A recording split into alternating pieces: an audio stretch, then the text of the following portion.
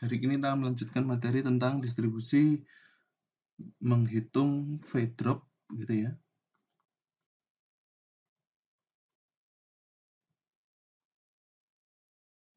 Pada daerah rectangle.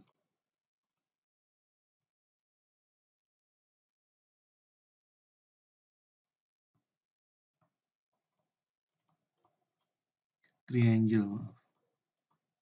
Segitiga.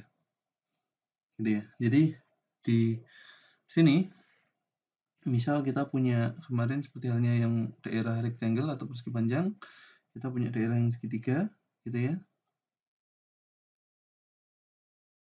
Gitu.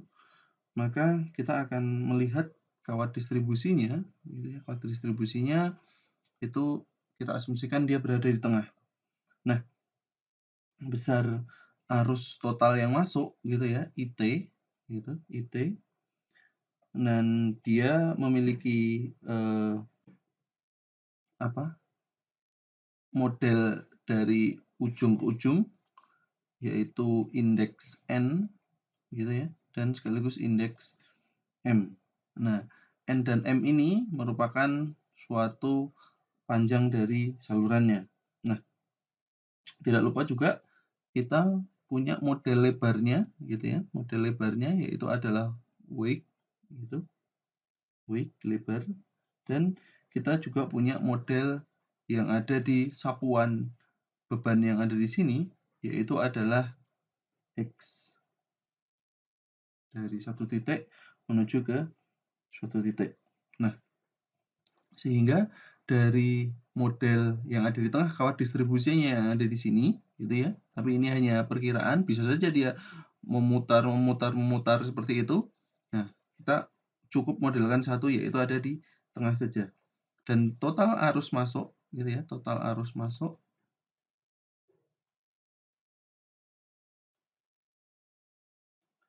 ke area segitiga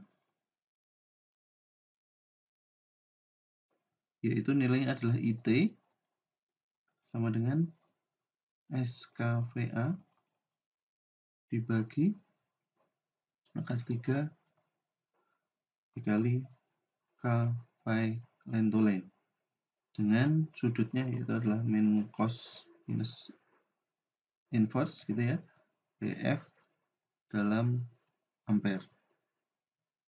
Nah, dari sini kita bisa tahu bahwa S ini adalah kepadatan beban dikalikan dengan areanya gitu ya, area dibagi akar 3 K pi line to line dengan sudut yang sama, cos inverse dari PF ampere. Nah, dari situ gitu ya, kita bisa tahu bahwa nilai DI atau arus yang kecil yang ada di sini, DI gitu ya, DI, yaitu nilainya adalah IT, I totalnya dibagi per areanya berapa. Areanya berapa. Sehingga kalau misalnya kita lihat bahwa I totalnya yang ada di situ, yaitu adalah setengah dari length kali weight gitu. Karena di sini adalah segitiga gitu ya. Nah, uniknya di sini ya, ini adalah segitiga.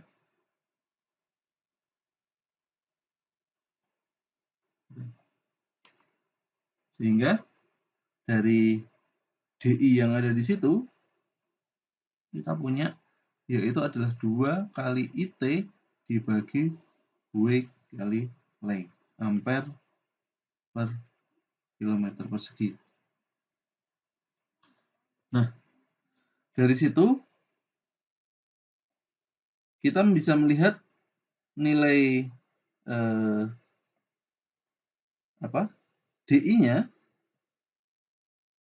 DI yaitu adalah 2 IT per W kalikan L dengan X per L atau perbandingan antara X dan L ya, area yang sangat kecil yang ada di sini tadi saya gambar ulang gitu ya. Dan di sini adalah nilai X-nya, gitu. Yang menyapu, yang ada di sini, X. Nah, nilai W yang kita sapu, pasti dia berubah. Ya kan? Ya, ini adalah W1. W1-nya di sini. Saya pakai merah. W1. Nah, X per L-nya ini adalah dia menyapu, gitu ya. Menyapu, dan nilai X-nya yang ada di sini, gitu, dia juga berubah-berubah. Seiring dengan menyapu beban menuju ke satu titik yang ada di sini. Gitu. Dia arah sapuan gitu ya, arah sapuannya dari sini. Gitu. Nah, nilai X per L-nya yaitu adalah W1 per W. Sehingga nilai W1-nya sama dengan X kalikan W dibagi L. Sehingga arus masuk yang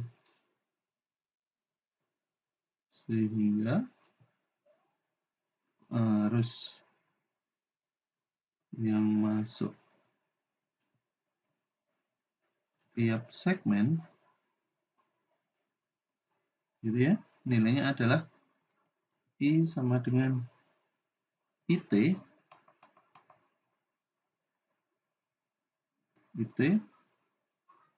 dikurangi A1 kalikan DI gitu, A1. Nah, ini persamaan 1. Ya, kita punya A1 ini apa? A1 ini adalah area yang membesar. Area yang membesar atau disapu. Gitu ya. Kalau misalnya kita punya segitiga yang ada di sini, ini kita arsir gitu ya. Nah, ini besarnya adalah A1. Gitu. Kita seakan-akan arsir di sini gitu ya. Nah, ini nanti adalah W1. Nah, ini adalah X. Gitu ya. Sehingga nilai A1-nya gitu ya, A1-nya yaitu adalah setengah W1 dikalikan X. Atau setengah dikalikan X W per L gitu ya. Seperti yang persamaan yang tadi di atas, di sini sebelah kiri ini dikalikan X. Ini adalah persamaan yang kedua. Nah, dari sini persamaan 1, persamaan 2, persamaan 2 ke 1, yaitu I sama dengan IT dikurangi setengah W per L kalikan X kuadrat 2 IT terlalu tinggi, 2 kalikan IT dibagi LW gitu ya. Ini nilainya I-nya adalah harusnya yaitu adalah IT 1 min X kuadrat kuadrat. Ini adalah besar arus I-nya. Sedangkan nilai dV-nya, tegangannya gitu ya.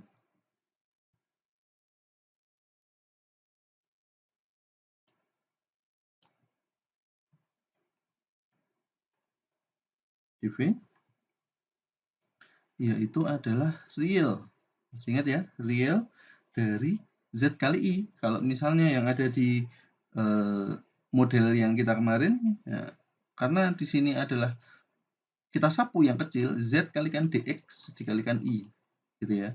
Sehingga nilainya yaitu adalah real Z dikalikan DX dikalikan IT 1 min X kuadrat per L kuadrat. Nah, nilai yang ada di sini, kita bisa menghitung nilai V drop-nya. V drop-nya yaitu merupakan integral dari 0 sampai L untuk dV, yaitu adalah real dari ZIT dikalikan integral 0 sampai L 1 min X kuadrat per L kuadrat dengan nilai dx yang ada di sini, gitu ya. Nah, sehingga bisa kita ketahui bahwa nilai realnya, gitu ya, kita integralkan yang ada di sini, yaitu adalah Z kalikan IT, terus kemudian ini sudah diintegralkan, yaitu adalah L min L pangkat 3 per 3L kuadrat. Sehingga besar V drop-nya yaitu adalah real dari 2 per 3 Z dikalikan I total yang masuk ke area tersebut. Ini adalah V drop dari bentuk model dari segitiga. Baik, demikian pembahasan untuk V drop. Selanjutnya kita akan membahas tentang persamaan Carson, gitu ya. Persamaan Carson.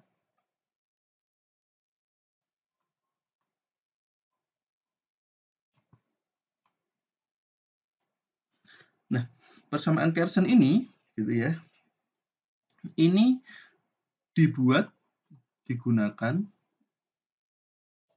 bila Z-nya tidak seragam. Jadi sepanjang saluran tidak seragam. Nah, itu berarti kita memodelkannya dia lebih detail lagi. Kalau tadi asumsinya semuanya seragam semua. Gitu ya, semuanya seragam. Dari ujung pangkal gitu ya, dari ujung feeder sampai ke dari pangkal feeder sampai ke ujung feeder semuanya seragam Z-nya. Nah, gitu ya. Nah, bagaimana kita memodelkan itu gitu ya. Nah, persamaan Carson menunjukkan ini gitu ya.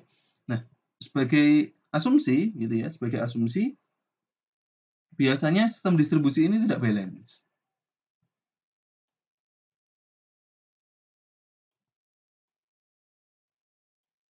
atau unbalance gitu ya. Nah, kelemahan ini gitu ya nanti akan mencoba di akomodir oleh persamaan Carson ini gitu ya. Terus kemudian nilai arusnya, nilai arus ground nilai arus groundnya itu juga tidak uniform. Berbeda dengan transmisi, dia nilai arus groundnya bisa hampir 0 gitu ya, atau bahkan mungkin 0 gitu. Tapi kalau di distribusi, dia kadang tidak uniform. Nah, pada tahun 1926 gitu ya, Carson menemukan metode self and mutual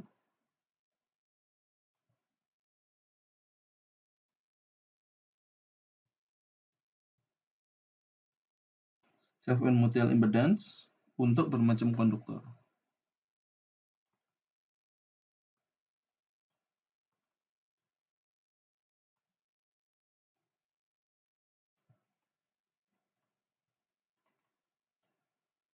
Gitu.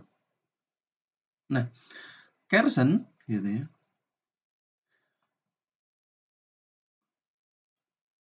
mengasumsikan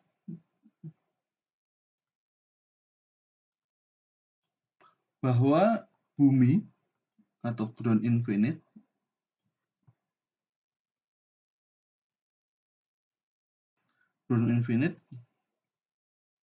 ini memiliki constant resistivity. Jadi Jadi kalau misalnya impedansnya tidak konstan, salurannya tidak konstan, maka kita harus menemukan apa yang konstan, yaitu ground-nya. Ground apa yang konstan? Mungkin kadang arus ground-nya tidak uniform juga. Nah, berarti kita buat seakan-akan nanti kita pakai buminya yang konstan, gitu ya. Nilai rho yang ada di buminya yang konstan, gitu. Jadi kita anggap semua rho yang ada di buminya ini apa? Misal tanahnya tanah kering semua. Ya sudah, berarti nanti kita buat dia infinite konstan untuk rho tanah kering. Misalnya seperti itu. Atau misalnya, oh berada di tanah basah. Ya, kita asumsikan bahwa di area tersebut tanahnya adalah tanah basah, gitu ya. Jadi berdasarkan dari bumi atau ground infinite yang ada di tanah, gitu. Nah, infinite constant sensitivity-nya itu adalah uniform. Uniform dengan flat solid. Flat. Jadi tanahnya flat gitu ya. Nah, jadi dari sini gitu ya. Kita punya dua buah konduktor misal. Dua buah konduktor dengan ketinggian H1, H1 dan H2.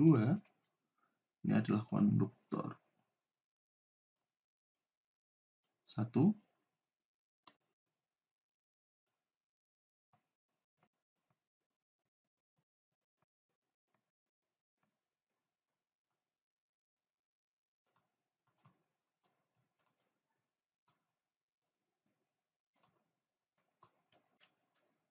Nah, di sini kita punya ground atau earth.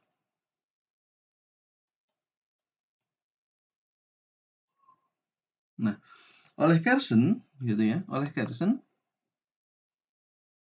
dia dimodelkan untuk dibuat return konduktornya. Ya, jadi model return konduktornya itu dia memirror dari yang ada di sini. Yang kita sebut dia adalah DE. Gitu ya. Ini adalah equivalent earth.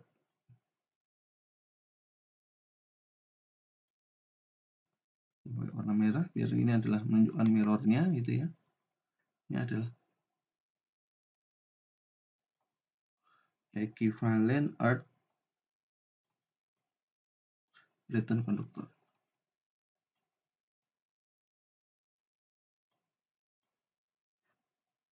Nah, DE sendiri gitu ya. DE sendiri ini kita sebut dia adalah deep return.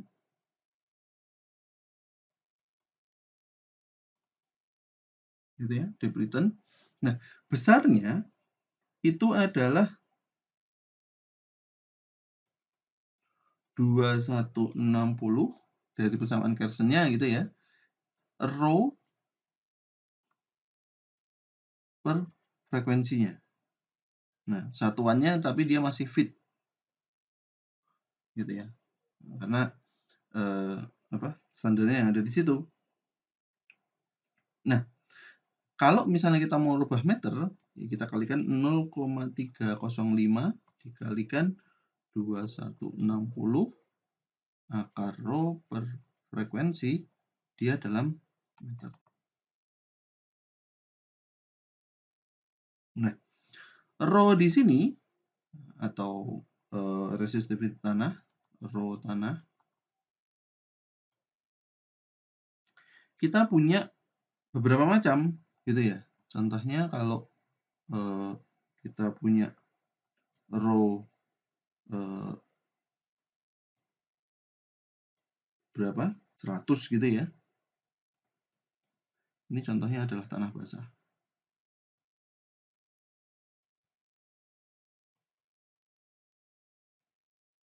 Gitu. Terus kalau 1000 tanah kering. Kalau 1 ini adalah seperti itu. Jadi rho-nya jenisnya seperti itu. Nah, dari model persamaan Kersen yang ada di sini gitu ya. maka kita punya nilai ZII-nya, gitu ya, nilai ZII-nya Z11 itu ZII, yaitu nilainya adalah RI untuk konduktor yang pertama ditambah 9,86 kali 10 pangkat minus 7 dikalikan frekuensi ditambah J omega kali 2 kali 10 pangkat minus 7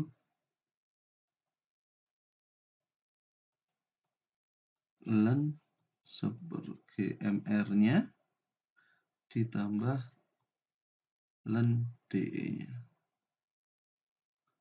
Deep return-nya, gitu ya.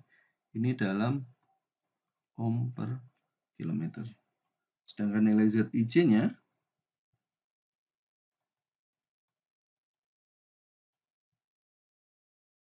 yaitu adalah 9,86 kali 10 pangkat minus 7 F ditambah J omega kali 2 kali 10 pangkat minus 7 ln 1 DIJ, ya, jarak gitu dari konduktor 1 konduktor 2 ditambah ln DE juga sama, dia dalam ohm per kilometer. Sehingga untuk frekuensinya kita masukkan 50 Hz gitu ya. 50 Hz. Kemudian ordenya bukan meter lagi, tapi dia sudah dalam kilometer.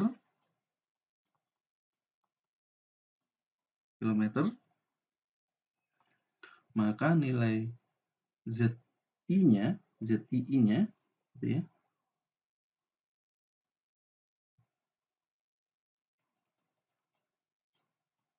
yaitu besarnya adalah R1 0,0493 ditambah C 0,0628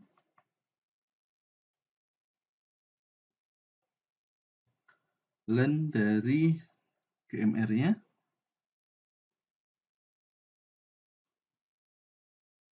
ditambah 6,83 tanah kering.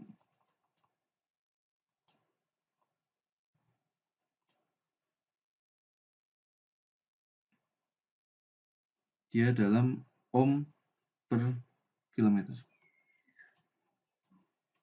Sedangkan nilai ZIJ-nya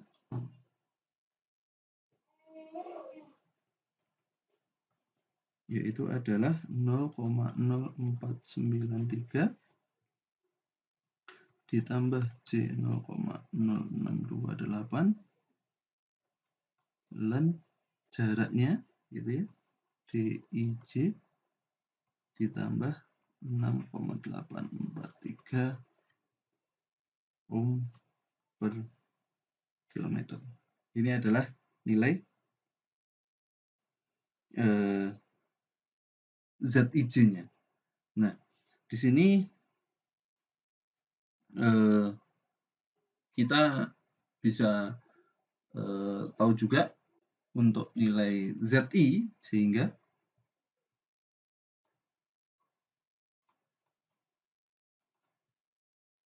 untuk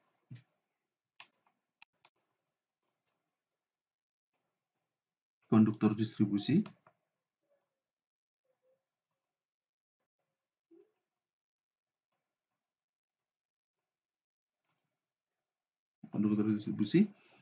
nilai ZI-nya ini yang transpose ya, tentu saja.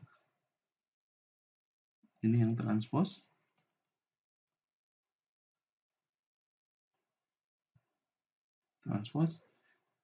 ZI-nya yaitu adalah RI ditambah J 0,0628 dan GMD per GMR per kilometer. Sedangkan yang tadi gitu ya, ini adalah untuk, saya beri warna merah, untuk konduktor untranspose, belum diputar gitu ya, untranspose dengan ground return.